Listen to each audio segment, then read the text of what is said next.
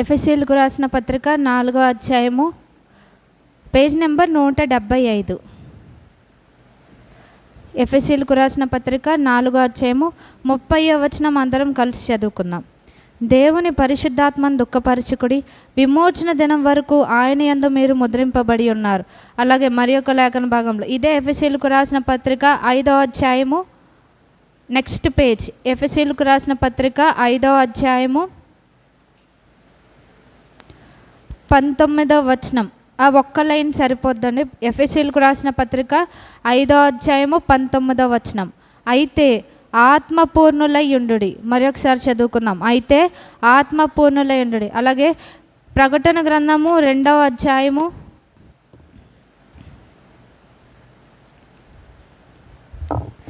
ప్రకటన గ్రంథము 2వ అధ్యాయము పేజ్ నెంబర్ 229. ప్రకటన గ్రంథము 2వ అధ్యాయము 25వ వచనం. నేను వచ్చే వరకు మీకు కలిగి ఉన్న దాన్ని గట్టిగా పట్టుకొనుడి. ప్రార్థన చేసుకుందాం. మహాపరిశుద్ధుడైన మా తండ్రి, మరి నాయన మే నెలంతా నాయన మమ్మల్ని మీరు ఎక్కడైనా కాపాడి భద్రపరిచి క్షేమంగా సజీవ లెక్కలో ఉంచారు. మీకు వందనాలు స్తోత్రాలు చెల్లిస్తున్నాం. జూన్ నెల మొదటి దినాన నాయన పునరుద్ధాన దినంగా మాకు అనుగ్రహించారు. మీకు వందనాలు. మరి నాయన తన నెల మొదటి దినాన మీ సన్నిధిలో గడపడానికి దేవా మీరు అనుగ్రహించిన కృప కొరకు మీకు వందనాలు స్తోత్రాలు చెల్లిస్తున్నాం. దేవా ఈ దినం నాయన తను మరి ఒకసారి మా జీవితంలో ఉన్న లోటుపాట్లను సరిచేసుకుంటకు నైనా మీరు ఇచ్చినటువంటి అవకాశంను బట్టి మీకు వందనాలు. మీరు ఇచ్చిన యొక్క అవకాశంను నేను చేరవచ్చిన ప్రతి ఒక్కరం సద్వినియోగపరచుకుంటకు సహాయం దయచేయండి దేవా. మరి నాయన మీ నోట నుండి వచ్చి వాక్కు నాయన తండ్రి మా జీవితాల్లో మీకు అనుకూలమైనది జరిగించేది, మీరు నాయన తండ్రి ప్రభా పంపిన కార్యంను నెరవేర్చేది కనుక మా జీవితాల్లో ఏదైతే అనానుకూలమైన ఉన్నవో ప్రభా నాయన తండ్రి ఈ దినము నాయన తండ్రి అవి సరిచేయబడినట్లు నాయన తండ్రి మీకు ఇష్టంగా మేము జీవించటకు మాకు సహాయం దయచేయండి దేవా. మీరు మాతో మాట్లాడుచుంటుండగా మా హృదయాలను కఠినపరుచుకొనకుండా మాకు సహాయం దయచేయండి. ఆటంకపరిచే ప్రతి చీకటిని పాతాళ మందు బంధించమని, అపవాది దాని క్రియలు పాతాళ ముందు బంధించమని యేసు నామమున వేడుకొంచున్నాం తండ్రి, ఆమేన్. మనం కొన్ని వారంల నుంచి పరిశుద్ధాత్మ గురించి మనం ధ్యానిస్తున్నాం. లాస్ట్ వీక్ మనం చెప్పుకున్నది ఏంటి అంటే పరిశుద్ధాత్మను పొందుకోవాలంటే మనం ఏ విధంగా ఉండాలి అనేది మనం చెప్పుకున్నాం. మన జీవితాల్లో పరిశుద్ధాత్మను పొందుకోవాలంటే మనకి మారు మనసు చాలా ప్రాముఖ్యమని మనం చెప్పుకున్నాం. పేతురు గారు అపోస్తుల కార్యాలు 2వ అధ్యాయంలో చెప్పేది అదే ఏంటంటే, కాగా మీరు పాపక్షమాపణ నిమిత్తం మారు మనసు పొంది తర్వాత బాప్తిస్మం పొందిన తర్వాత దేవుడు పరిశుద్ధాత్మను వరం మీకు అనుగ్రహిస్తాడు అని. సో మనకి పరిశుద్ధాత్మ యొక్క ప్రాముఖ్యత ఏంటో ఒక వారం చెప్పుకున్నాం. ఏ విధంగా పరిశుద్ధాత్మను పొందుకోవాలో చెప్పుకున్నాం. అలాగే ఆ పరిశుద్ధాత్మను మనం ఏ విధంగా కాపాడుకోవాలనేది ఈ వారం మనం ధ్యానిస్తాం. మనం చదువుకున్నాం 3 లేఖన భాగాల్లో. మొదటిదిగా ఎఫెసీయులకు రాసిన పత్రిక 4వ అధ్యాయము 30వ వచనంలో ఏమంటున్నారంటే దేవుని పరిశుద్ధాత్మను దుఃఖపరచకుడి అని చెప్తున్నారు. అలాగే 2వ భాగంలో ఏమంటున్నారు, అయితే ఆత్మపూర్ణులై ఉండుడు అని అంటున్నారు. అలాగే 3వ భాగంలో ఏమంటున్నారంటే మీకు కలిగిన దాన్ని గట్టిగా పట్టుకోండి. అంటే దేవుడు మనకి ఏది ఇచ్చారో మారు మనసు అలాగే రక్షణ ప్రతిదీ, అన్నిటికంటే ప్రాముఖ్యమైనది ఏంటి అంటే ఆ మారు మనసు రక్షణ ప్రతిదీ కూడా నీతి మనం ఎప్పుడు కాపాడుకోగలమంటే ఎప్పుడైతే మనం పరిశుద్ధాత్మ శక్తిని మనం కలిగి ఉంటామో అప్పుడు మాత్రమే మనం వీటన్నిటిని కాపాడుకోగలం అన్నమాట. అంటే మనం జనరల్గా చెప్పుకోవాలి అంటే ఆరోగ్య విషయంలో మనం ఎంతో శ్రద్ధ తీసుకుంటూ ఉంటాం, మంచి డైట్ తీసుకుంటాం. ఎందుకు అని అంటే ఏ విధమైన బలహీనతలు రాకుండా ఉండడానికి, మనం పుష్టిగా ఉండడానికి మంచి బ్యాలెన్స్డ్ డైట్ తీసుకుంటాం. అలాగే చక్కగా నిద్రపోతాం, అలాగే ఎక్సర్సైజెస్ చేస్తూ ఉంటాం.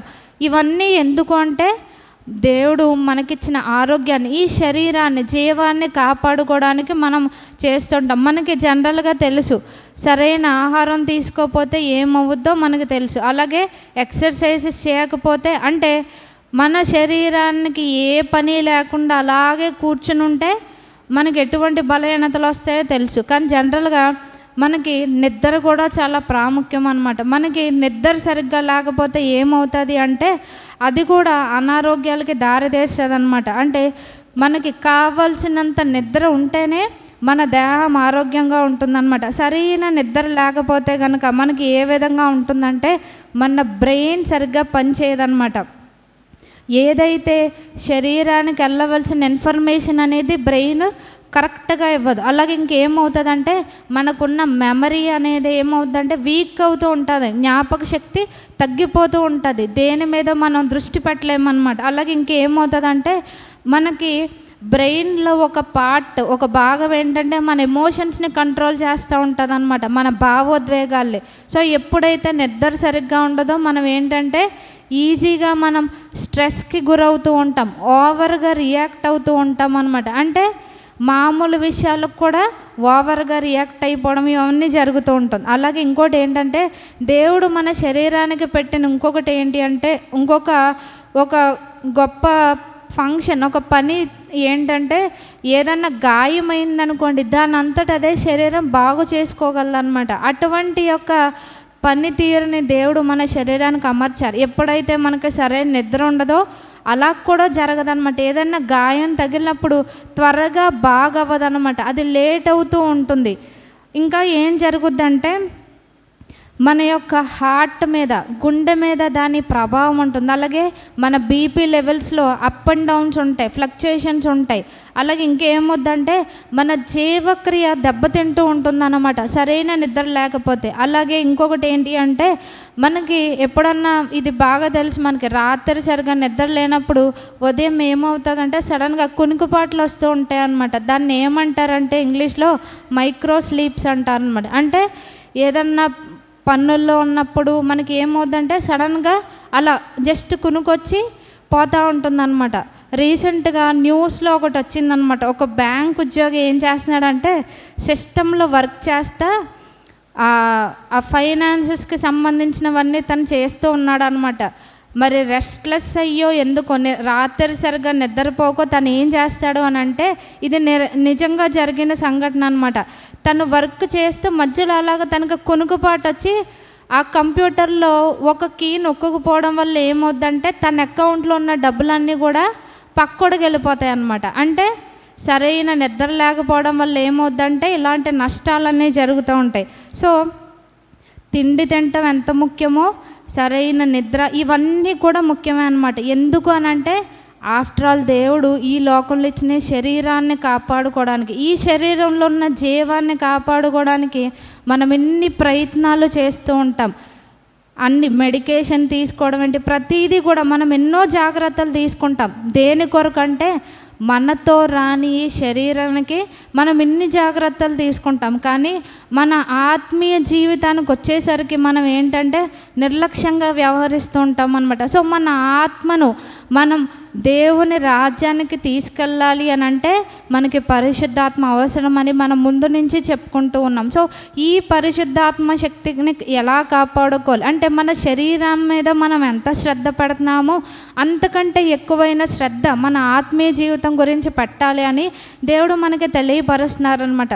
సో ఒక్క భాగం మనం చూస్తే తీతుకు వ్రాసిన పత్రిక 3వ అధ్యాయము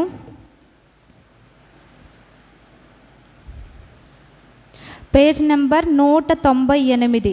తీతుకు వ్రాసిన పత్రిక 3వ అధ్యాయము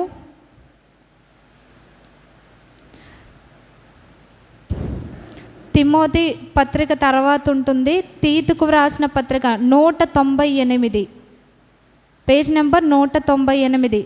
తీతుకు రాసిన పత్రిక 3వ అధ్యాయము 7వ వచనం మనం చూస్తే మనం ఆయన కృప వలన నీతిమంతులమని తీర్చబడి నిత్య జీవమును గూర్చిన నిరీక్షణను బట్టి దానికి వారసుల మగుటకై ఆ పరిశుద్ధాత్మను మన రక్షకుడైన యేసుక్రీస్తు ద్వారా ఆయన మన మీద సమృద్ధిగా కుమ్మరించను. సో ఇక్కడ ఏం చెప్తున్నారంటే నిత్య జీవం మనం సింపుల్గా చెప్పుకోవాలంటే నిత్య జీవానికి మనం వారసులం అవ్వాలి అని అంటే మనకి పరిశుద్ధాత్మ ఉండాలని. సో ఈ పరిశుద్ధాత్మ అంటే ఈ లోకంలో ఈ శరీరంలో ఉన్న క్షయమైన జీవాన్ని కాపాడుకోవడానికి మనం ఇన్ని ప్రయత్నాలు చేస్తున్నాం. కానీ నిత్య జీవానికి వెళ్ళాలి అంటే దేవుడు మనకిచ్చిన పరిశుద్ధాత్మను మనం ప్రతినిత్యము కాపాడుకోవాల్సిన అవసరం ఎంతైనా ఉన్నదని ఇక్కడ దేవుని వాక్యం మనకి తెలియపరుస్తుంది అనమాట. కానీ మనం ఏం చేస్తూ ఉంటాం, ఆ పరిశుద్ధాత్మను నిర్లక్ష్యపరుస్తూ ఉంటాం అనమాట. మనకి లేఖన భాగంలో ఎవరైతే దేవుని పరిశుద్ధాత్మను దుఃఖపరిచి దాన్ని కోల్పోయిన వారు ఎవరున్నారో మనం ఇవాళ 3 వ్యక్తుల్ని మనం చూద్దాం. చాలా సింపుల్గా మనం చూసుకుందాం. మొదటిగా ఎవరు అని అంటే, యేసుక్రీస్తు వారి యొక్క జననం గురించి దేవదూత వచ్చి ప్రకటించింది. అలాగే ఇంకెవరి జననం గురించి అన్నా స్పెషల్గా చెప్పబడిందా? యోహాను. ఇంకా ఇంకొకళ్ళు పాత నిబంధనలు ఇంకొకళ్ళు ఉన్నారు, సంసోను గారి గురించి. యేసుక్రీస్తు వారి గురించి ఏ విధంగా దూత వచ్చి మరియ గారికి చెప్తాదో, అలాగే సంసోను గారి గురించి కూడా మానోహకి తన భార్యకి దేవుని దూత ద్వారా దేవుడు ఆ విషయాలన్నీ తెలియపరుస్తాడనమాట. సంసోను గారిని దేవుడు ఎందుకు నియమించాడంటే, ఇశ్రాయేలు ప్రజలకు న్యాయాధిపతిగా శత్రువుల బారి నుంచి విడిపించడానికి దేవుడు ఆయన ఏర్పాటు చేసుకున్నారు. అది ఆయన పని అన్నమాట. అందుకని గర్భములో పడక మునిపే ప్రభువారు ఆయన ఎందుకు ఈ లోకానికి పంపించాడో అది తన తల్లిదండ్రులకు తెలియపరిచారనమాట. న్యాయాధిపతిగా నియమించుకున్నారు. సో ఆయన పిలుపు ఏంటంటే, ఎవరైతే దేవుని ప్రజలను ఇశ్రాయేలీలను బాధపరిచేవారుగా ఉన్నారో వారి నుంచి ఇశ్రాయేలీలను విడిపించడం అనేది దేవుడు తనకిచ్చిన బాధ్యత అన్నమాట. సో ఆయనకి దేవుడు పరిశుద్ధాత్మని ఇచ్చారన్నమాట. అందుకని పరిశుద్ధాత్మ శక్తి ఆయన మీద ఉండాలి అని అంటే అక్కడ ఏం చెప్తారంటే, న్యాయాధిపతులు 13వ అధ్యాయం మనం చూస్తే, న్యాయాధిపతులు 13వ అధ్యాయము పేజ్ నెంబర్ 211. న్యాయాధిపతులు 13 5వ వచనం చూస్తే ఇక్కడ చెప్పిన కండిషన్ ఏంటంటే, నీవు గర్భవతివై కుమారుని కందువు, అతని తల మీద మంగళ కత్తి వేయకూడదు, ఆ బిడ్డ గర్భమున పుట్టినది మొదలుకొని దేవునికి నాజీరు చేయబడిన వాడే ఫిలిస్తీన్ల చేతిలో నుండి ఇశ్రాయేలీయులను రక్షింప మొదలుపెట్టునని ఆమెతో అనగా. సో ఇక్కడ సంసోను గారి తల్లి గారికి దేవుడిచ్చిన యొక్క చెప్పిన కండిషన్ ఏంటంటే, అతనికి క్రాఫ్ట్ చేయించకూడదు, గుండు చేయించకూడదు అనమాట. మన లాంగ్వేజ్లో మన భాషలో చెప్పుకోవాలంటే. సో ఇది కండిషన్ అని చెప్తారు. ఇంకా నెక్స్ట్ పైన కూడా కొన్ని చెప్పారు. ఇక్కడ ప్రాముఖ్యమైనది ఏంటంటే, దేవునికి నాజీరు అంటే దేవునికి ప్రతిష్టం చేయబడినవాడు అని అర్థం అన్నమాట. సో ఇతన్ని నా పని కోసం నేను నిలబెట్టుకున్నాను కాబట్టి ఇలా ఉండాలి, ఇవి చేయకూడదు, ఇవి చేయాలి అని అక్కడ దేవుడు వాళ్ళకి తెలియపరుస్తారనమాట. సో కొంతకాలం ఈయన బాగానే ఉంటారు, దేవుని ఆత్మ నడిపింపు ప్రకారం ఈయన కొనసాగుతూ ఉంటారనమాట. సో మనకి ఏ విధంగా బలహీనతలు ఉన్నాయో అంటే శరీర సంబంధమైన బలహీనతలు కాదు, మనకు అందరికీ కొన్ని రకాల పాపములకు సంబంధించిన బలహీనతలు ఉంటాయి అన్నమాట. అలాంటిదే సంసోను గారికి కూడా ఉందన్నమాట. కానీ ఆయన ఏం చేయలేదు అంటే, దేవుడిచ్చిన ఆత్మశక్తితో దాన్ని జయించలేకపోయారు. ఈయన ఇక్కడ ఏం చేస్తారు అని అంటే, ఇదే న్యాయాధిపతులు 16వ అధ్యాయంలోనికి చూస్తే, ఈయన మనం ఇంటికెళ్ళి చదువుకుంటే న్యాయాధిపతులు 16వ అధ్యాయం మొత్తం చూస్తే, ఈ యొక్క సంసోను గారు అంటే దేవుని ఆత్మతో నింపబడిన సంసోను గారు ఎవరి దగ్గరికి వెళ్తారంటే, దలీలా అనే వేశ్య దగ్గరికి వెళ్తారనమాట. సో ఈమెతో ఈయన సహవాసం చేస్తూ ఉంటాడు. సహవాసం చేస్తూ ఉంటే ఇక్కడ ఈమె ఎవరికి సంబంధించిందంటే, ఈ దలీలా అన్న వ్యక్తి శత్రువులకి సంబంధించిన వ్యక్తి, శత్రు దేశానికి సంబంధించిన ఈమెతో ఈయన ఫ్రెండ్షిప్ చేస్తూ ఉంటాడనమాట. మనం ఎప్పుడైతే శత్రువులకు అవకాశం ఇస్తామో వాళ్ళు ఏం చేస్తారు, మన మీద పగ తీర్చుకోవడానికి వాళ్ళు ఆ అవకాశాన్ని ఉపయోగించుకుంటారు. ఇక్కడ కూడా జరిగింది అదే. శత్రువుల్ని నిర్మూలించమని ప్రభువు వారు చెప్తే ఈయన ఏం చేస్తాడంటే శత్రువు పంచన చేరతాడనమాట, శత్రువుతో సహవాసం చేస్తాడు. సో ఇక్కడ ఈమెతో ఎప్పుడైతే ఈయన ఫ్రెండ్షిప్లో కంటిన్యూ అవుతాడో ఇక్కడ జరిగింది ఏంటి అంటే, ఇక్కడ ఈమె విచిత్రంగా ఒక మాట అడుగుద్ది. 16వ అధ్యాయము 6వ వచనంలో ఏం అడుగుద్దంటే, న్యాయాధిపతులు 16:6లో, కాబట్టి దెలీలా, నీ మహాబలము దేనిలో ఉన్నదో నిన్ను దేని చేత కట్టి బాధింపవచ్చునో నాకు దయచేసి తెలుపమని సంసోనుతో అనగా, ఇక్కడ ఈ ఫ్రెండ్ ఏమంటుందంటే, ఈ గర్ల్ ఫ్రెండ్ ఈయనతోటి, నీ బలం దేనిలో ఉందో నాకు చెప్పు, ఏ విధంగా నిన్ను బాధించవచ్చో చెప్పు అంటుందన్నమాట. అంటే ఇది ఫ్రెండ్షిప్పా కాదా అనేది సంసోను గారికి అర్థం కావాలన్నమాట. కానీ ఆయన దాన్ని గ్రహించలేదు. అంటే గ్రహించిన దాన్ని ఆయన ఏం చేశాడు అని అంటే పట్టించుకోలేదన్నమాట, తను వదిలేశాడు. ఇక్కడ ఈమె ఏమంటుంది, నిన్ను ఎలా బాధ పెట్టాలో చెప్పంటుంది. మన స్నేహితులు కూడా అంతే, మనం ఎంచుకున్న స్నేహితులు కూడా ఏ విధంగా ఉంటారంటే ఎలా మనలను బాధ పెట్టాలని చూసేవారు. మనం ఇటువంటి వారితోనే చేరుతూ ఉంటాం. ఎంత పరిశుద్ధాత్మ నింపుదల కలిగిన మనం చూస్ చేసుకునే వ్యక్తులు, అంటే మనం ఎంచుకునే వ్యక్తులు స్నేహాలు ఎలా ఉంటాయంటే దలీలాలాగా ఉంటాయన్నమాట. ఈవిడేమంది, నిన్ను ఎలా బాధించాలో నాకు చెప్పు అంటది. ఈయన గారు దానికి సమాధానం ఏం చెప్తాడు, 3 సార్లు మేనేజ్ చేస్తాడు ఏదో విధంగా. ఏమని చెప్తాడు అంటే, మనం ఇదంతా చదువుకోగానే ఇలా అడుగుతా ఈవిడ విసిగిస్తూ ఉంటుంది అనమాట. ఎలా నిన్ను బాధ పెట్టాలి, నీకు అంత బలం ఎక్కడుందో చెప్పు అని అంటూ ఉంటే ఈయన గారు 3 సార్లు బాగానే మేనేజ్ చేస్తాడు. ఒకసారి ఏమంటాడు, నన్ను నిర్వంచి చువ్వలతో కట్టేస్తే నాలో ఉన్న బలం అంతా పోద్దంటాడు.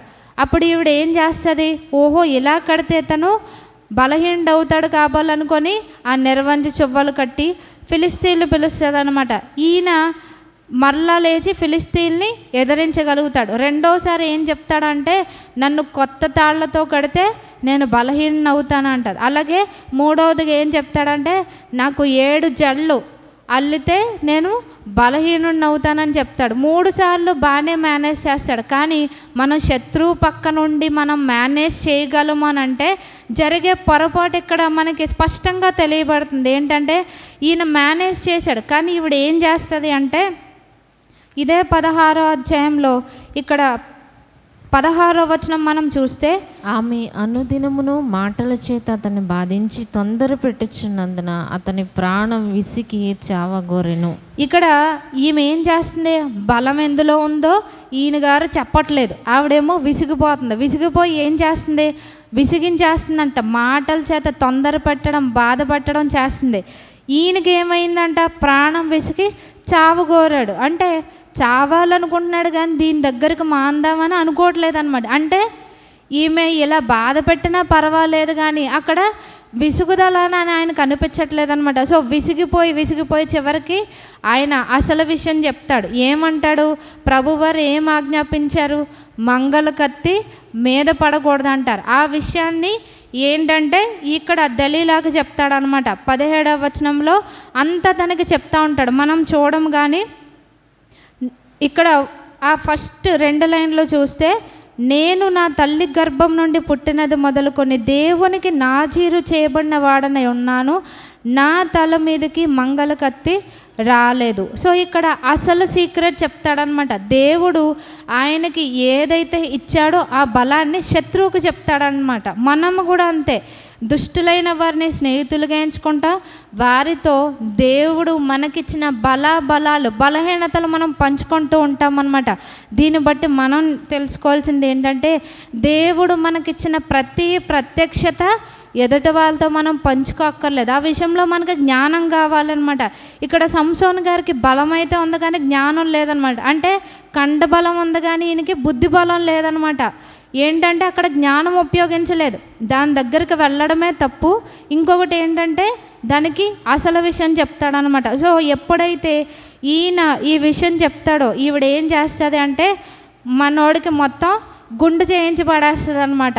ఎప్పుడైతే అలా చేయిస్తుందో ఇంకా ఈవిడ గారు చేసేది ఏంటంటే 19వ వచనంలో 2వ లైన్ నుంచి చూస్తే, అతని తల మీద 7 జడలను క్షౌరము చేయించి అతన్ని బాధించుటకు మొదలుపెట్టను, అప్పుడు అతనిలో నుండి బలము తొలగిపోయాను. సో 3 సార్లు మేనేజ్ చేసిన వ్యక్తి ఏమయ్యిందంటే 4వసారి అతను మేనేజ్ చేయలేకపోయాడు. ఎందుకంటే శత్రువు యొక్క సహవాసం ఆ విధంగా ఉంటుందన్నమాట. అంటే మనము లోకంతోనూ ఇటు దేవునిలోనూ కంటిన్యూ అవ్వచ్చు అని మనం అనుకుంటే కనుక ఇది మనకు ఒక బెస్ట్ పాఠం అనమాట. 2 పడవల మీద కాళ్ళు మనకి కుదరవు అని. సో ఈయన మేనేజ్ చేసినోడు ఇక్కడ ఏం చేయాల్సి వచ్చిందంటే చెప్పక తప్పలేదు. సో ఎప్పుడైతే ఈమె చెప్పిందో ఈవిడ ఫుల్గా కటింగ్ వేయించి పడేసింది. ఈయనకి ఏమైందంటే ఈయనలో ఉన్న బలము అంతా తొలగిపోయిందనమాట. అంటే బలం అక్కడ మనం కేవలం ఆయన యొక్క జుట్టులో ఉందని అనుకుంటాం, కాదు, దేవుడు ఆయనకు కండిషన్ పెట్టారనమాట. సో ఎప్పుడు కూడా ఈమె ఏం చేసింది, ఈయన్ని బాధ పెట్టడం, బంధించడం చేసి అదిగో శత్రువులు నీ మీదకి వస్తున్నారని చెప్తే ఈయన గారు ఏం చేసేవారు, చక్కగా వాళ్ళ మీదకి వెళ్ళిపోయేవారు. ఇప్పుడు కూడా అప్పుడు మేనేజ్ చేసినట్టే ఈమెను మేనేజ్ చేస్తానని అనుకున్నారు. కానీ 20వ వచనంలో ఈయన అనుకున్న దానికి రివర్స్లో జరిగిందనమాట. ఏంటి అంటే ఆమె సంసోను ఫిలిష్తీయులు నీ మీద పడుచున్నారనగా అతడు నిద్ర మేలుకొని ఎప్పటి అట్లు నేను బయలుదేరి విడజిమ్ము కొందుననుకొను. అంటే ఎప్పుడూ మేనేజ్ చేశాను కదా, ఇప్పుడు నేను ఇలాగే మేనేజ్ చేస్తాను, శత్రువుని ఎదిరిస్తానని అనుకున్నాడు. కానీ ఇక్కడ జరిగింది ఏంటంటే అయితే యెహోవా తనను ఎడబాసనని అతనికి తెలియలేదు. ఇక్కడ యెహోవా అన్నదానికి ఆత్మ అన్నదానికి లింక్ ఏంటంటే మనం కొరింథీయులకు రాసిన పత్రిక 2వ పత్రిక 3వ అధ్యాయంలో ఏముంటుందంటే ప్రభువే ఆత్మ అని ఉంటుందన్నమాట. సో దేవుడు ఈయన్ని విడిచిపెట్టినట్టుగా ఇక్కడ మనం చూస్తున్నాం. ఎప్పుడైతే దేవుని విడిచిపెట్టాడో ఈయనకి బలం పోయిందనమాట. అంటే మన జీవితంలో కూడా ఎప్పుడైతే మనం పరిశుద్ధాత్మ శక్తిని మనం కోల్పోతూ ఉంటామో, అంటే ఆయనంతటా ఆయన వెళ్ళిపోరు, ఆయన్ని మనం వెళ్ళగొడుతూ ఉంటాం అనమాట. మనం చేసే పనుల ద్వారా, క్రియల ద్వారా, ఆలోచనల ద్వారా పరిశుద్ధాత్మను మన జీవితంలోంచి మనం వెళ్ళగొడుతూ ఉంటాం. ఇక్కడ సంసోను గారు కూడా చేసింది అదే. సో శత్రువుల నుంచి ఇశ్రాయేలీలను విడిపించవలసిన వ్యక్తి ఏమయ్యాడంటే ఇక్కడ 21వ వచనంలో శత్రువు దగ్గరే బానిసగా ఉంటాడనమాట.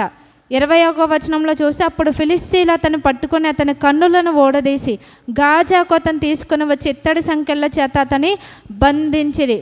అంటే శత్రువులను నశింపచేయవలసిన వ్యక్తి శత్రువు చేతిలో బందీగా అయిపోయాడు అనమాట. మన జీవితంలో దేవుడిచ్చిన పిలుపును దేని గురించి మనం కోల్పోతున్నాం. ఇక్కడ దెలీలా అంటే మనం ఎవరిని చెప్పుకోవచ్చు అంటే ఇది దెలీలా అన్నది లోకానికి సాదృశ్యంగా ఉన్నది. మనకి తెలుసు లోకములో ఉన్నదంతా ఏంటి అని యోహాను భక్తుడు చెప్పారంటే శరీరాశ, నేత్రాశ, జీవపు డంబము లోకములో ఉన్నది అంటున్నారు. అంటే ఈ దెలీలా ఈ మూడిటికి సాదృశ్యంగా ఉన్నది. ఎప్పుడైతే మనం శారీరక ఇచ్చలకు మనం చోటిస్తామో, నేత్రాశికి అంటే చూచిన వాటిని మనం ఆశించడం, అలాగే గర్వం అన్నమాట. దేనికి సంబంధించి అంటే మనకి దేవుణ్ణి ఎరిగిన వారిలో, దేవుని తెలుసుకున్న వారిలో ఏ గర్వం ఉంటుందంటే మేము చక్కగా చదువుకుంటాం, మాకు ఆస్తిపాస్తులు, అంతస్తులు అనేది.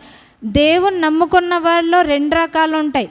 లోకంలో ఉన్న వాళ్ళ గర్వము ఉంటుంది, మా స్థాయి, మేము అంత చేసాం ఎంత చేసామన్న దాంతోపాటు ఇంకేముంటుందంటే నా భక్తి, నా ప్రార్థన అనే ఎక్స్ట్రా అన్నమాట. అంటే లోకంలో ఉన్న వాళ్ళవి మనకు ఉండకూడదు, కానీ వాళ్ళకంటే ఎక్కువ మనకు ఉంటాయన్నమాట. సో ఇది దెలీలాకి సాదృశ్యంగా ఉన్నది. ఎప్పుడైతే మనం ఈయన దెలీలా సంసోను గారి దగ్గరికి వెళ్ళిందా, సంసోను గారే దెలీలా దగ్గరికి వెళ్ళారా? సంసోను గారే దెలీలా దగ్గరికి వెళ్ళారనమాట. అంతే మనం కూడా లోకం దగ్గరికి మనం వెళ్తూ ఉంటాం అనమాట. ఏం పర్వాలేదులే అనేది కొంచెం విషయాల్లో రాజీ పట్టం. ఈయన ఏం చేశారు, 3 సార్లు నేను మేనేజ్ చేశానని అనుకున్నాడు. కానీ ఆయన ఏం చేశాడంటే చివరికి ఆమె చేతిలో ఆయన బలహీనుడయ్యాడు, ఓడిపోయాడు అనమాట. సింహాన్ని చీల్చిన వ్యక్తి ఈమెను ఆఫ్టర్ ఆల్ ఒక లేడీని ఆయన జయించలేకపోయాడు అనమాట. ఎందుకనంటే ఆయన రాజీ పడ్డాడు. మన జీవితంలో కూడా లోకానికి మనం చోటిస్తే కనుక, దానికి రాజీ పడితే కనుక మనం కూడా దేవుడిచ్చే పరిశుద్ధాత్మను కోల్పోతూ ఉంటాం. అందుకని యాకోబు భక్తుడు ఏమన్నారంటే ఈ లోకముతో స్నేహము దేవునితో వైరం అంట. ఏం పర్వాలేదులే లోకంలో ఉన్నారు కదా తప్పదని ప్రభువారు అంటలేదు. మీరు లోకంతో స్నేహం చేశారా, నాకు శత్రువులే అని అంటున్నారు. అదే మనం దేవునితో స్నేహం చేయాలి అంటే మనకి ఎవరు శత్రువుగా ఉంటారు, లోకం శత్రువుగా ఉండాలన్నమాట. కానీ మనం లోకంతో ఫ్రెండ్షిప్ చేస్తూ ఉంటే, ఎప్పుడైతే శరీరాశ, నేత్రాశ, జీవడంబంకి మనం అవకాశం ఇస్తూ ఉంటామో మనం ఏం చేస్తూ ఉంటామంటే ఈ యొక్క సంసోను గారిలాగా దేవుడిచ్చిన పిలుపును మనం కోల్పోతూ ఉంటాం. ఆయన అప్పగించిన పనిని మనం చేయలేమన్నమాట. ఎప్పుడైతే దేవుడు అప్పగించిన పని కంటే మనకున్న ఆ యొక్క పాపపు భోగాలకు మనం ప్రాధాన్యత ఇస్తామో మనం దేవుడిచ్చే పరిశుద్ధాత్మ శక్తిని కోల్పోతూ ఉంటామన్నమాట. అక్కడ పరిశుద్ధాత్మ దేవుని యొక్క శక్తి వెంటనే వదిలిపోలేదు. 3 సార్లు ఆయనకు ఉంది. ఎందుకు? ఆయన దాన్ని గ్రహించలేదన్నమాట. దేవుడు అవకాశం ఇచ్చారు, ప్రతి ఒక్కరికి కూడా దేవుడు అవకాశాలు ఇస్తూ ఉంటారు, కానీ మనం గ్రహించమన్నమాట. ఈ యొక్క సంసోను గారు కూడా చేసింది అది. ఆయన ఏం చేశారు అంటే ఆ యొక్క కాంప్రమైజ్ అయ్యారు, రాజీ పడి మొట్టమొదటిగా ఏం చేశారు, దేవుడిచ్చిన ఆజ్ఞను ఆయన బ్రేక్ చేశారనమాట. ఆజ్ఞను అతిక్రమించారు. నాజీరుగా ఉన్నాడు, మంగళ కత్తి పడకూడదు అని అంటే ఆమెకు అసలు సీక్రెట్ చెప్పారు. రెండవదిగా ఏం జరిగింది అని అంటే ఆయన యొక్క పిలుపును మధ్యలో ఆయన దాన్ని నెరవేర్చలేకపోయారనమాట. తర్వాత ఆయనకి మరలా దేవుని శక్తి వచ్చింది, అదంతా వేరే విషయం. కానీ దేవుడిచ్చిన అవకాశాలు మనం కోల్పోకూడదని ప్రభువారు మనకి తెలియపరుస్తున్నారనమాట. మనం లోకములో ఉన్నాం కానీ లోకం మనలో ఉండకూడదని మనం జ్ఞాపకం ఉంచుకోవాలి. మనకందరికీ ఇది బాగా తెలుసు, పడవ నీటిలో వెళ్తుంది కానీ చిన్న రంధ్రమే కదా ఏం పర్వాలేదు అనుకుంటే మధ్యలో మునిగిపోతాం అనమాట. సో మనం ఏం పర్వాలేదులే ఇదేది కాదు అని అనుకుంటే మనము కూడా శత్రువు యొక్క బందీలుగా మనం మిగిలిపోతాము. దేవుడిచ్చిన పని మనం నెరవేర్చలేమని దేవుని వాక్యం స్పష్టంగా తెలియపరుస్తుంది. సో పరిశుద్ధాత్మను కోల్పోకూడదంటే శరీరాశలు, నేత్రాశ, జీవపు డంబానికి మన జీవితంలో దలీలాకి మనం చోటు ఇవ్వకూడదని ఇక్కడ మనకు తెలియపరచబడుతుంది. సో మనం ఏం చేయాలి అని అంటే ఎప్పటికప్పుడు శరీరకిచ్చలను మనం సిలువ వేయాలంట, అంటే దాన్ని మనం విసర్జించాలి అని. సో వీటిని మనం జయించాలి అంటే సిలువ వేయడం, మనకున్న ఆశలను మనం ప్రభువారు ఏ విధంగా మన కొరకు సిలువలో మరణించారో మనం వాటి విషయంలో మరణించాలి అని దేవుని వాక్యం మనకి తెలియపరచబడుతుంది. అలాగే రెండో వ్యక్తిని మనం చూసుకుంటే రెండో వ్యక్తి ఎవరంటే ఇశ్రాయేలీలకు మొదటి రాజుగా ఉన్న వ్యక్తి. ఎవరు ఆయన? ఇశ్రాయేలీలకు మొట్టమొదటి రాజు సౌలు గారు అనమాట. సౌలు గారు కూడా ఈయన దేవుని చేత అభిషేకించబడినవాడే, దేవుడే ఈయన ఎన్నుకుంటారు. సౌలు ఇశ్రాయేలీలకు రాజుగా ఉంటాడు అని ఏ విధంగా సంసోను గారిని దేవుడు ఎన్నుకున్నాడో సౌలు గారిని కూడా దేవుడు ఎన్నుకుంటారనమాట ఇశ్రాయేలు ప్రజలకి రాజుగా ఉండడానికి. సో సమూయేలు గారు ఈ యొక్క సౌలు గారిని వచ్చి అభిషేకిస్తారనమాట. కానీ ఈయన చేసిన పని ఏంటంటే ఎక్కడ ఈయన దేవుని ఆత్మను దుఃఖపరిచాడు అని మనం చూసుకుంటే కనుక మొదటి సమూయేలు 13వ అధ్యాయము, మొదటి సమూయేలు 13, పేజ్ నంబర్ 233. మొదటి సమూయేలు 13.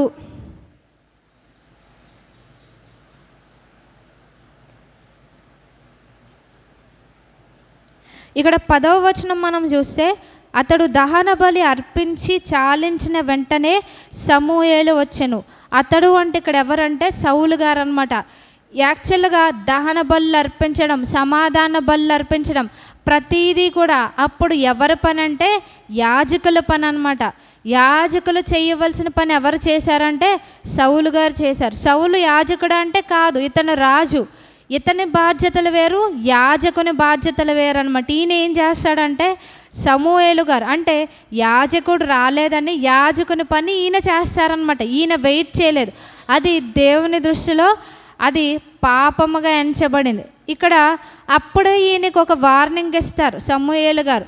ఇక్కడ ఏం చెప్తారు అంటే 14వ వచనంలో మనం చూస్తే 2వ లైన్లో నీకు ఆజ్ఞాపించిన దాన్ని నీవు గైకొనకపోతివి. సో నీకు చెప్పిన మాట నువ్వు వినలేదు కనుక నువ్వు రాజుగా ఉండవు అంటారు.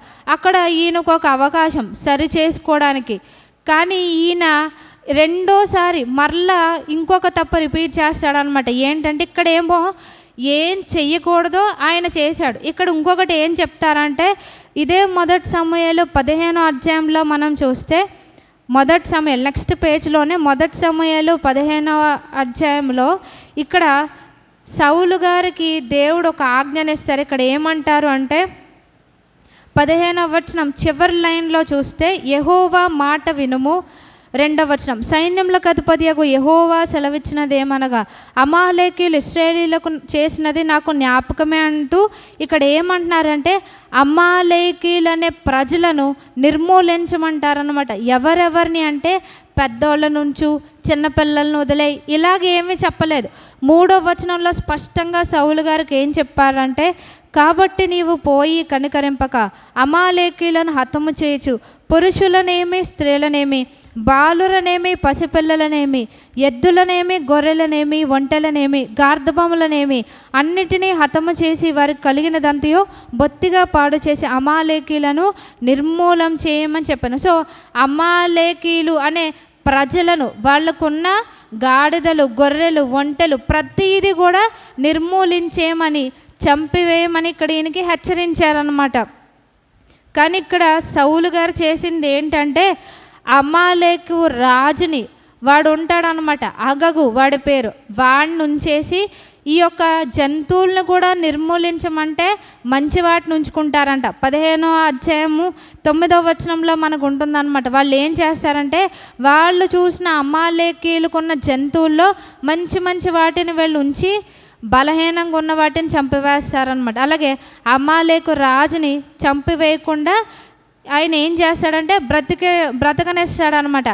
మొట్టమొదటిగా ఏం చేస్తాడంటే చెయ్యకూడని పని చేస్తాడు. ఇక్కడ చెప్పిన పని చేయడం అనమాట. అంటే ఎగ్జాక్ట్గా మనలానే మనం ఏం చేయకూడదో అవి చేస్తాం, ఏం చేయకూడదో అవి చెయ్యమన్నమాట. ఇక్కడ సౌలు గారు కూడా చేసింది అదే. సో ఎప్పుడైతే ఈయన ఇలా చేశాడో మనం చేసింది ప్రభువారి దృష్టికి ఏది మరుగ్గా ఉండదన్నమాట. మనకు వచ్చే ఆలోచన కానీ మనం చేసే పనులు కానీ ప్రతీది కూడా ప్రభు వారికి చాలా క్లియర్గా కనిపిస్తుంది అన్నమాట. ఇక్కడ సౌలు గారు చేసింది దేవునికి తెలుస్తుంది. సో ఈయన ఏం చేస్తారు అని అంటే ఇక్కడ మరలా సమూయేలు గారి ద్వారా దేవుడు ఈయనకి వార్నింగ్ ఇస్తారు. ఇదే మొదటి సమూయేలు 15వ అధ్యాయంలో చూస్తే ఇక్కడ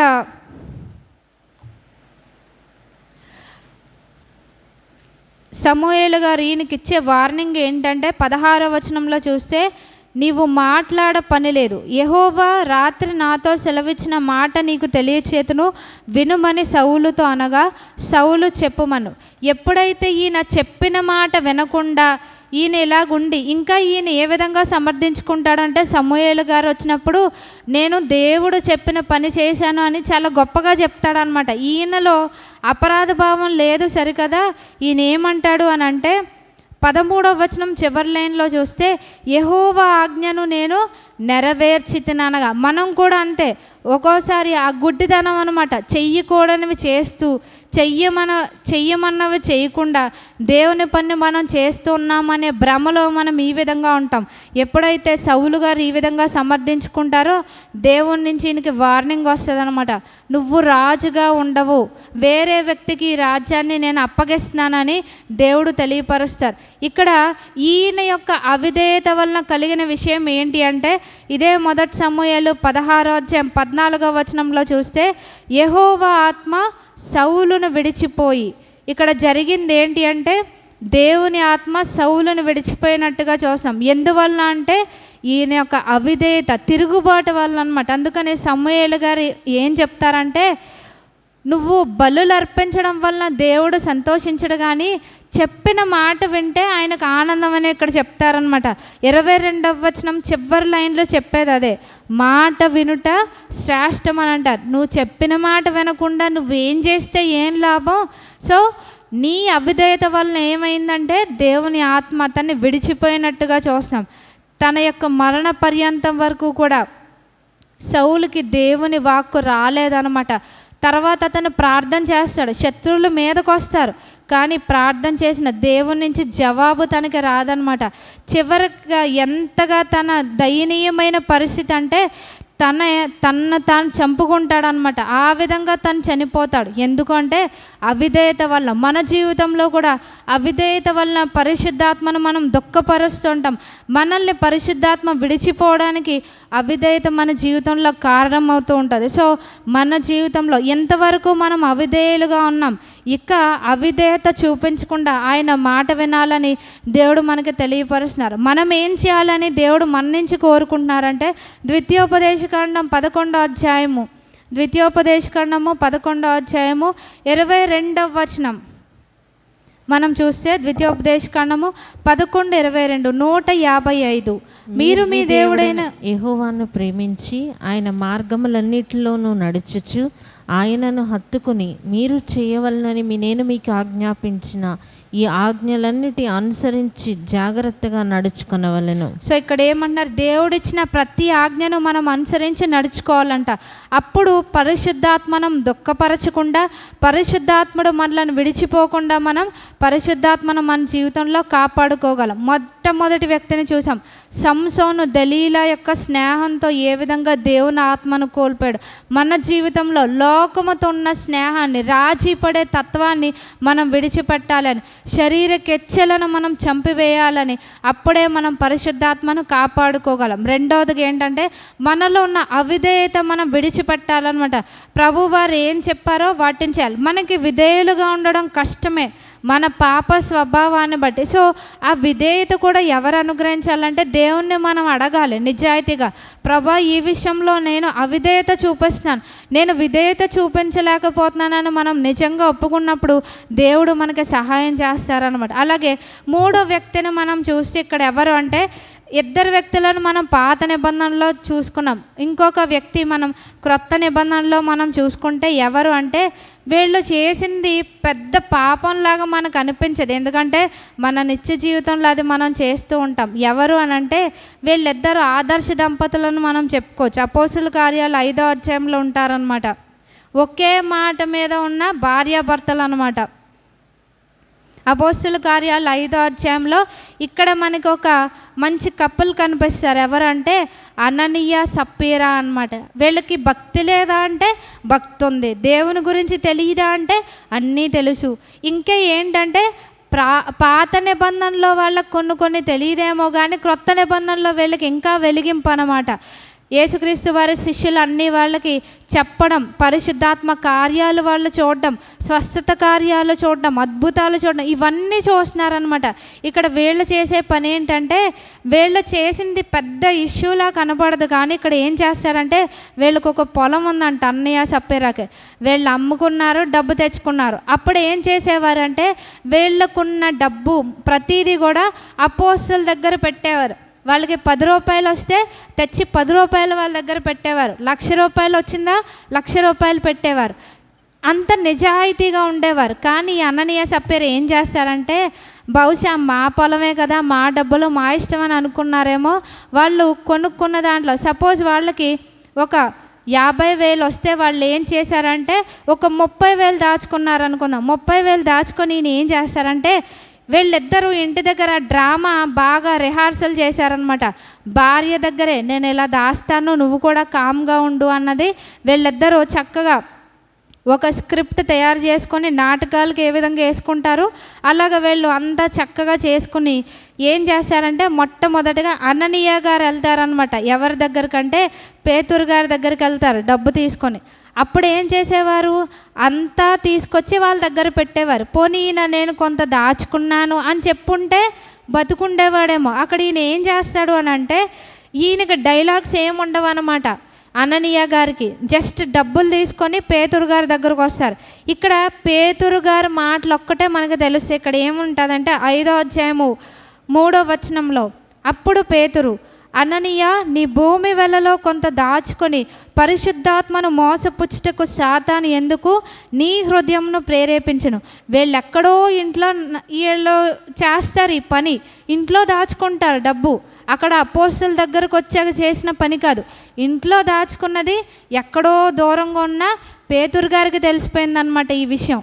ఈయన నిజాయితీగా దాచుకుంటే దేవుడు దాన్ని కన్సిడర్ చేసేవారు. ఈయన ఏం చేశారంటే, నాకు 20,000 మాత్రమే వచ్చింది, అందుకని 20,000 ఒక్కటే తెచ్చానన్నట్టు ఈయన నాటకాలు ఆడాడు అనమాట. సో ఇక్కడ జరిగిన విషయం ఏంటి అంటే, ఈయన చేసిన మోసానికి, అబద్ధానికి ఈయనకి కలిగినది ఏంటి? ఇక్కడ 5వ అధ్యాయము 5వ వచనంలో చూస్తే, అననీయ ఈ మాటలు వినుచునే పడి ప్రాణం విడవగా వినిన వారికి అందరికీ మిగుల భయము కలుగును. సో మోసము అబద్ధము మనకి పెద్ద ఇష్యూ కాదనమాట. ఈజీగా మనం అబద్ధం ఆడుతూ ఉంటాం. ఇక్కడ అననీయ గారు చేసిన పని అదే. సో ఎప్పుడైతే ఈయన ఇలా మోసం చేశాడో పేతురు గారు మాట్లాడుతూనే ఉన్నారు, ఆ మాటలు వింటూనే చనిపోయాడంట. అంటే ఈయనకి ఇంకా ఎక్స్ప్లెనేషన్ ఇచ్చుకోవడానికి, ఇది కాదు ఇది జరిగిందని చెప్పుకోవడానికి ఏం లేదనమాట. ఆయన అవకాశాన్ని కోల్పోయాడు. తన్ను సరి చేసుకునే అవకాశాన్ని తను కోల్పోయాడు అనమాట. రెండో క్యారెక్టర్ ఇక్కడ ఎవరంటే వీళ్ళ ఆవిడ గారు వస్తుంది అనమాట. 7వ అధ్యాయంలో చూస్తే తన భర్త చనిపోయాడని ఈవిడికి తెలియదు. చనిపోయిన 3 గంటలకి ఈవిడ బహుశా ఇంకా వీళ్ళ ఆయన రాలేదని వచ్చి ఉంటుంది అక్కడికి. పేతురు గారి దగ్గరకు వస్తుంది అనమాట. ఏం జరిగిందో ఈవిడికి మ్యాటర్ తెలీదు. కానీ ఇక్కడ అననీయ గారికి చెప్పుకునే అవకాశం అక్కడ ఈయన చెప్పుకోలేదన్నమాట. పేతురు గారు అంత మాట్లాడుతున్నప్పుడు నేను ఇలాగా పాపం చేశాను దేవునికి విరోధంగా ఆయన చెప్పుకోలేదు. అప్పుడు కూడా హృదయాన్ని కఠినపరుచుకున్నాడు. ఇక్కడ ఈవిడికి అవకాశం వచ్చిందనమాట. ఇక్కడ పేతురు గారు ఈవిడిని అడుగుతారు. 5వ అధ్యాయంలో చూస్తే 8వ వచనంలో, అప్పుడు పేతురు, మీరు ఆ భూమిని ఇంతకే అమ్మితిరా నాతో చెప్పుమని ఆమెను అడిగాను. అందుకు ఆమె అవును ఇంతకే అని చెప్పాను. ఈవిడిది సింగిల్ డైలాగ్ అనమాట. పెద్ద ఎక్కువ మాట్లాడదు అనుకుంటా. ఒక్క డైలాగ్తోనే చెప్పింది. ఏమంది? అవును ఇంతకే, ఎస్ దట్స్ ది అమౌంట్ అంది. ఇంకేం మాట్లాడలేదన్నమాట. అయ్యో అడిగారు, అక్కడ దేవుని అభిషక్తులు, దేవుని ప్రజలు, దేవుని చేత నియమింపబడిన వాళ్ళు అడిగారు అన్న భయం కూడా ఈమెకి లేదనమాట. మా ఆయన అలా డ్రామా ప్లే చేశాడో నేను అలాగే అనుకుని ఈవిడేమంది ఓకే అందనమాట. సో ఈమెకు కూడా జరిగింది అదే. వాళ్ళ ఆయన చనిపోయాడని ఈవిడికి తెలియదు. కానీ కరోనా 2nd వేవ్లో మనకి తెలుసు, ఇంట్లో వాళ్ళు చనిపోయారని తెలియకుండానే ఒకళ్ళకొకళ్ళు ఏ విధంగా చనిపోయారో ఇక్కడ జరిగింది కూడా అదే అనమాట. ఈమె కూడా ఏమైందంటే ఇక్కడ ప్రభువారు పేతురు గారు ఈమెతో అన్న మాట కూడా అదే. 9వ వచనంలో, అందుకు పేతురు, ప్రభు యొక్క ఆత్మను శోధించుటకు మీరెందుకు ఏకీభవించితిరి? అంటే దేవుని పరిశుద్ధాత్మను మనం శోధించకూడదు, మోసం చేయడానికి మనం చూడకూడదు, అబద్ధాలు ఆడకూడదు అని ఇక్కడ దేవుని వాక్యం మనకి స్పష్టంగా తెలియపరుస్తుంది. సో అననీయ ఏ విధంగా చనిపోయాడో సప్పీరా కూడా ఆ విధంగానే చనిపోయాడు. చిన్న అబద్ధం అన్నమాట. అంటే పాత నిబంధన కంటే ఇంకా స్ట్రిక్ట్గా ఉందన్నమాట క్రొత్త నిబంధనలో. సో వీళ్ళు ఏమనుకున్నారు? వీళ్ళకి ఏం తెలుస్తుందిలే అనుకున్నారు. కానీ దేవుడు తన అభిషక్తులకి ప్రతీదీ బయటపడతారనమాట. అంటే ప్రతి ఒక్కరికి కూడా కేవలము దేవుని చేత ఎన్నుకోబడిన అభిషక్తులకి మాత్రమే కాదు, విశ్వాసులకు కూడా ఎవరైతే దేవుని ఆత్మచేత నింపబడి ఉంటారో, దేవుని చిత్తానుసారంగా జీవిస్తారో వాళ్ళకి ప్రతిదీ తెలియపరచబడుతుంది. మనం మోసం చేస్తున్నామో అని అనుకోవచ్చు, కానీ అక్కడ మన మోసం దాగదనమాట. మనం చెప్పే అబద్ధాలు దాగవు అని. అందుకని హెబ్రీ పత్రికలు ఏముంటుందంటే ఆయన దృష్టికి కనబడని సృష్టం ఏదీ లేదంట. మనకి మైక్రో ఆర్గానిజమ్స్, సూక్ష్మజీవులే కనబడవు, ఆయనకు అయ్యి కనబడతాయి, మన ఆలోచనలు కనబడతాయి అనమాట.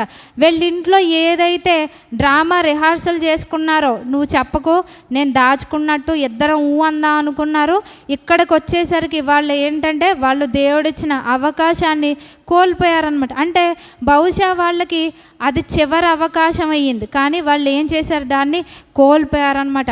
మన జీవితంలో కూడా మనం దేవుడిచ్చే అవకాశాలు మనం కోల్పోకూడదని ప్రభువారు మనకి తెలియపరుస్తున్నారు. మనం ఏమనుకుంటామంటే మనం ఏదో చేస్తున్నాం, ఎవరికీ తెలియదు, ఎవరూ కనిపెట్టలేరు, దేవుడు కూడా పట్టలేడు, దేవుడిని కూడా మన ప్రార్థనలతో మోసం చేయొచ్చు అని మనం అనుకుంటాం. కానీ జరిగే విషయం ఏంటి అంటే గలతీయులకు రాసిన పత్రిక 6వ అధ్యాయం మనం చూస్తే, గలతీ పత్రిక 6వ అధ్యాయము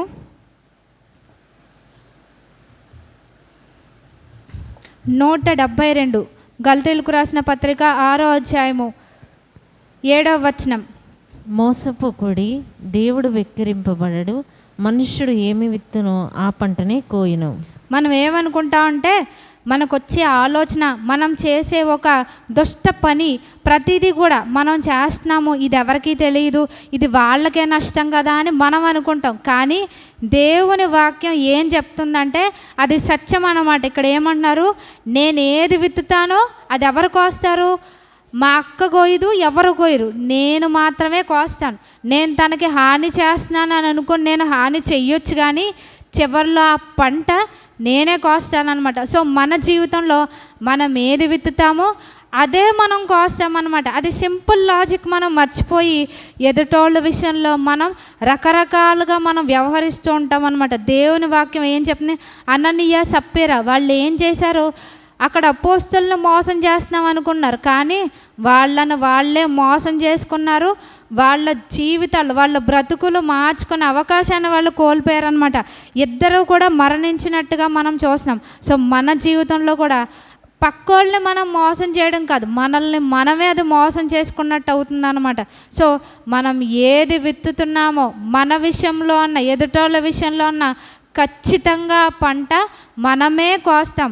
సో ఇక్కడ అననీయ సప్పీరా దీనికి బెస్ట్ ఎగ్జాంపుల్ అనమాట. ఇక్కడ పరిశుద్ధాత్మను మోసపరచడానికి ప్రయత్నించారు, అబద్ధం ఆడారు. జరిగినది ఏంటి అని అంటే వాళ్ళ ప్రాణాలు కోల్పోయినట్టుగా మనం చూసినాం.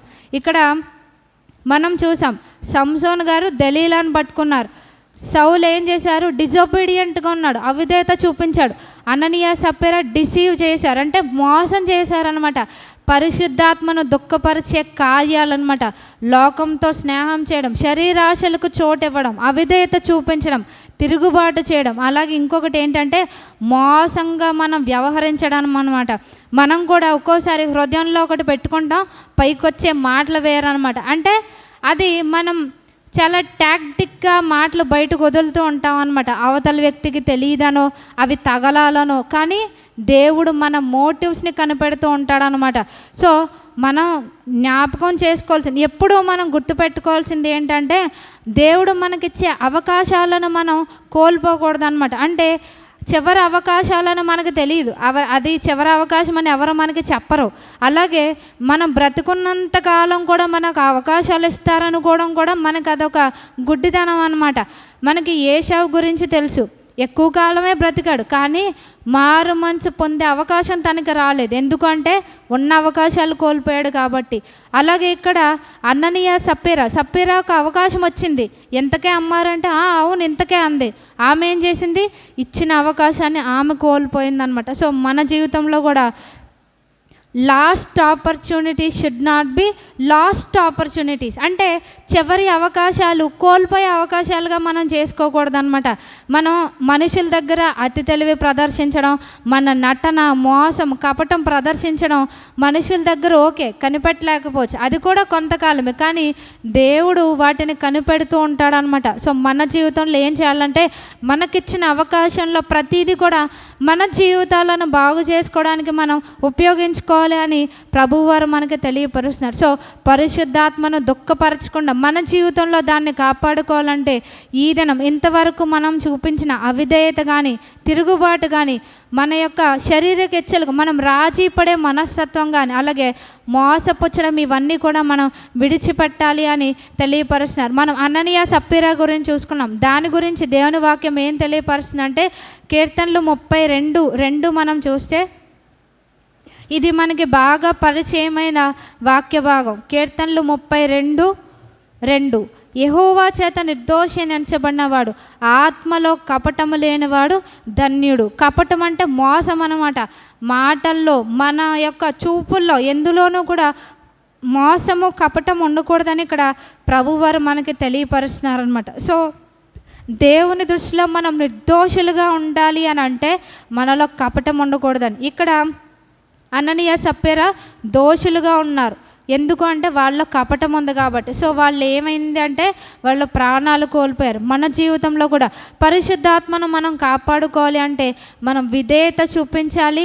మనం ఎప్పటికప్పుడు మన సిలువను మోస్తూ మనకొచ్చే శరీరక ఎచ్చలను అవి రాకుండా వాటిని ఏం చేయాలి అంటే మనం సిలువ వేస్తూ ఉండాలండి. అంటే వాటిని మనం ఎంటర్టైన్ చేయకూడదంట, వాటితో మనం కఠినంగా వ్యవహరించాలి అని ప్రభువారు తెలియపరుస్తున్నారు. అలాగే కపటాన్ని మనం విసర్జిస్తూ ఉండాలని దేవుడు మనకు తెలియపరుస్తున్నారు. దేవుడు అటువంటి కృపలను మనకు అనుగ్రహించును గాక. ఆమేన్. ప్రార్థన చేసుకుందాం. మహాపరిశుద్ధుడైన మా తండ్రి, ఈ దినము నాయన తండ్రి మీరు నాకు చేరవచ్చిన ప్రతి ఒక్కరికి ఇచ్చినటువంటి హెచ్చరికలను బట్టి మీకు వందనాలు స్తోత్రాలు చెల్లిస్తున్నాను. నేను కూడా నాయన నా జీవితంలో ప్రతినిత్యము పరిశుద్ధాత్మను దుఃఖపరుస్తూ నాయన తండ్రి ప్రభా మరి శోధిస్తూ ఉంటుండగా ప్రభా ఈ దినం నేను సరి చేసుకోవడానికి నాకు ఇచ్చిన అవకాశాన్ని బట్టి మీకు వందనాలు. అనేక విషయాల్లో అవిధేయత చూపిస్తూ మీ యొక్క ఆజ్ఞలను అతిక్రమిస్తూ ప్రభా నాయన తండ్రి మరి శరీరకెచ్చలకు యవనేచ్చలకు చోటిస్తూ ప్రభా మోసము కపటము అబద్ధము నాయన తండ్రి కలిగి జీవిస్తూ ఉంటుండగా ఈ దినం దాన్ని సరి చేసుకునే కృపలను దయచేయండి. మరి నాయన తండ్రి ప్రభా సప్పీరు, అలాగే నాయన తండ్రి సంసోను గారు, నాయన తండ్రి ప్రభా సౌలు, ప్రభా వీళ్ళు అవకాశాలను నాయన తండ్రి వినియోగించుకోలేదు ప్రభా. నా జీవితంలో నేను మీరు ఇచ్చే అవకాశాలను కోల్పోకుండా ప్రతిదీ ప్రభా నా జీవితంను నాయన సరి చేసుకుంటకు, మీతో సమాధాన పట్టకు నేను వినియోగించుకోవడానికి నాకు మీ కృపను అనుగ్రహించమని యేసుక్రీస్తు వారి శ్రేష్టమైన నామములో స్తుతించి ప్రార్థించి వేడుకొంచున్నాం తండ్రి. ఆమేన్.